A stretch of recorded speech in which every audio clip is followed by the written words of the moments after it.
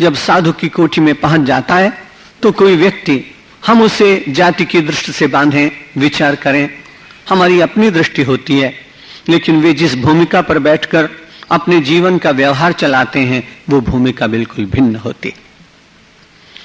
अरब देश के इतिहास में मैंने कहीं पढ़ा, मोहम्मद साहब वो नित्य किसी एक खजूर के पेड़ के नीचे बैठकर सदुपदेश करते थे। जातियों का विरोध संसार में बहुत पहले से चला आया।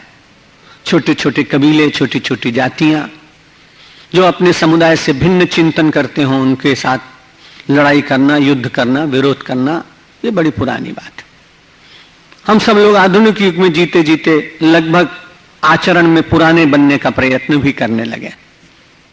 विश्व की एकता का विचार करने वाले लोग, आकाश में चंद्रमा तक छूने वाले लोग और विज्ञान की बड़ी महिमा वर्णन करने वाले लोग अपने दैनिक आचरण में धीरे धीरे सब देशों में अपने अपने गुटों में जीने का प्रयत्न करने लगे और एक जाति का व्यक्ति अपने जाति के लोगों का एकत्रीकरण करता है, बात करता है पूरे राष्ट्र की, यूएनओ में जाएगा तो विश्व की, लेकिन जब अपने अंतरंग लोगों में बैठेगा तो अपने लोगों को बलवान बनाना, अपनी जाति के लोगों की सब सुविधाओं का प्रबंध करना, ये सब कुछ आप नित्य समाचार पत्रों में पढ़ते हैं, इसलिए उसका वर्णन इस मंच से करने की आवश्यकता नहीं। लेकिन यदि भगवान की भक्ति निरंतर समाज में बढ़े और व्यक्ति अपने को प्रभु का दास मान ले तो उससे बड़ा लाभ ये होगा कि वो उसमें कहीं विभाजक रेखा बनाकर ये मेरा है, ये दूसरे का है, ये मेरी जाति का है, ये किसी अन्य जाति का है, ये मेरे देश का है, ये दूसरे देश का है, ये जो क्षुद्रता मानव के मस्तिष्क में बढ़ती जा रही है, इसका निरसन किया जा सकता है, निराकरण किया जा सकता है। जब वो खजूर के पेड़ के नीचे बैठकर उपदेश करते थे, जब उधर से निकलते थे तो एक यहूदी बहन रोज उनको गाली देती थी। वो हंसते हुए निकल जाते, उनके अनुयायी कहते कि हम सब लोग तो बड़े बलवान लोग हैं, यदि आप थोड़ा इंगित करें तो इसको प्रसाद दे सकते हैं और इसका मुंह बंद कर सकते हैं। लेकिन मोहम्मद साहब ने कहा नहीं, जो जिसका स्वभाव है उसको अपने स्वभाव के अनुसार करने देना चाहिए। इसका स्वभाव पड़ गया है, अपशब्दों का प्रयोग करती है, मुझे गाली देती है। मेरा स्वभाव है कि मैं बैठकर खजूर के पेड़ के नीचे भगवत चर्चा करता हूं और सर्वत्र भगवान को देखने की बात भी लोगों को सिखाता हूं, इसलिए उचित न होगा कि इसका प्रतिकार करने के लिए कोई लौकिक दंड की व्यवस्था की जाए या आप सब लोग इसके लिए उग्रता प्रदर्शित करें। कई दिन बीत जाने के बाद उन्होंने देखा कि जो बहन, यहूदी बहन रोज उनको गाली देती थी, 2-3 दिन से दिखाई नहीं पड़ी।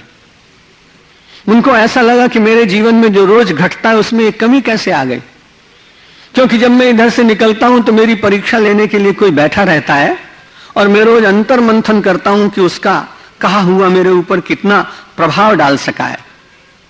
हम सब लोग बड़े अच्छे हैं कि अपने शास्त्रों को पढ़ते हैं, लेकिन पढ़ने के बाद अपनी परीक्षा देने के लिए हम तैयार रहते नहीं, और यह भी बड़ा अच्छा है कि हमको कोई गाली देकर हमारी परीक्षा लेता भी नहीं, क्योंकि हम सब लोग जानते हैं कि ना हम परीक्षा दे सकेंगे और वो अपशब्द जानबूझकर देने वाला व्यक्ति भी प्रतिक्रिया होगी ऐसा मानकर भी संभवतः नहीं करता होगा। लेकिन आज तो मोहम्मद साहब को मन में विचार आया, वो गाली देने वाली बहन नहीं। 2 दिन हो गए, 3 दिन हो गए, अपने मित्रों से उन्होंने पूछा, मोहल्ले में जाके पता लगाया। पता लगाने के बाद ज्ञात हुआ कि वो बहुत अस्वस्थ है और अस्वस्थता के कारण उसको चिकित्सालय में ले जाया गया है। जब उनका सत्संग समाप्त हो गया तब उन्होंने कहा कि मैं उस बहन को देखने जाऊंगा जो मुझे रोज अपशब्दों के द्वारा मुझे अंतर परीक्षा करने का अवसर प्रदान करती थी। बोला, आप इतने बड़े आदमी, इतने बड़े धर्मगुरु होकर उस अपशब्दों के प्रयोग करने वाली सामान्य महिला को देखने के लिए जाएंगे?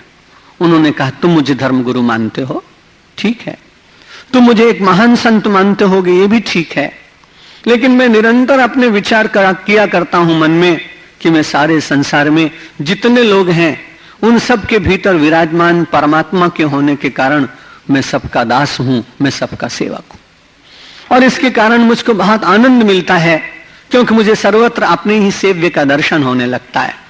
इसलिए मैं उस गाली देने वाली बहन का दर्शन करने नहीं जा रहा हूं।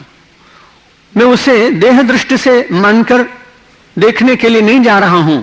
मुझे ऐसा लगता है कि सेवक की दृष्टि में चाहे कोई मान करने वाला हो और चाहे कोई अपमान करने वाला हो, चाहे कोई प्रशस्ति का पाठ करने वाला हो और चाहे कोई आलोचना करने वाला हो, उसके लिए तो वो सभी उसके इष्ट देव और आराध्य के रूप हो जाते हैं। इसलिए मैं जरूर चलूंगा। यदि कोई व्यक्ति सबके प्रति अपने मन में ये विचार करे कि मैं तो भगवान का सेवक हूं और मेरा ही परमात्मा सब जगह भिन्न भिन्न रूप में, भिन्न भिन्न आकृतियों में, भिन्न भिन्न देश में, भिन्न भिन्न वेश में विराजमान है, और यह उदार दृष्टि दास्य भक्ति के द्वारा जीव में जब आ जाती है तो उसका लाभ बड़ा मिलता है। वो गए चिकित्सालय में पहुंचने के बाद उसको एक फल दिया। फल देने के बाद उससे पूछा तुम्हारा स्वास्थ्य कैसा है? बड़ी लज्जित हुई। आप मुझे देखने के लिए क्यों आए? मैं तो आपको रोज गाली देती थी, मैं आपको देखकर भी मेरे मन में बड़ा गुस्सा चढ़ता था। उन्होंने कहा यह तुम्हारा स्वभाव था। मुझे ऐसा लगा कि मेरा जो स्वभाव भगवान ने बनाने का आदेश मुझे दिया है, यदि मैं उससे विचलित हो जाऊं तो उचित न होगा। और कुछ दिनों के बाद अभ्यास होते होते तुम्हारे अपशब्द भी मुझे अच्छे लगने लगे थे, और जीवन में जो वस्तु अच्छी लगने लगे उसको छोड़ने में कष्ट होता है। 3-4 दिन हो गए, अब तुम्हारे अपशब्द नहीं मिले तो मुझे ऐसा लगता कि मेरे जीवन में कुछ घट नहीं रहा है, इसलिए मैं तुम्हारे पास चला आया। अब मैं आज खड़ा हूं, रोज तो मैं जल्दी में होता था, तुम केवल 2-5-10 गालियां दे पाती थी।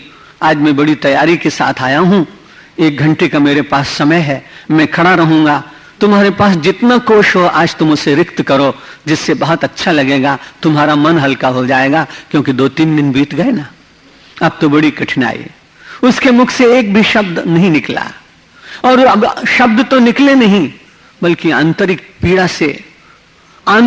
पीड़ा से वेदना से भर भर कर वो कृतज्ञता से बार बार उस महापुरुष की ओर देखने लगी, महात्मा की ओर देखने लगी।